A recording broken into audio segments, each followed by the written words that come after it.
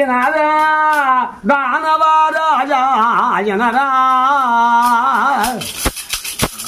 బలి చక్రవర్తి ఎనరా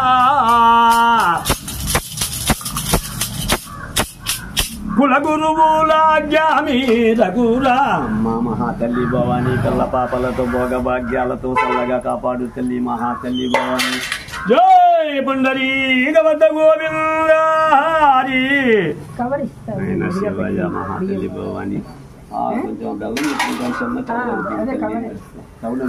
ఏమోడితడు ఏమో కార్యమునకు వచ్చినాడు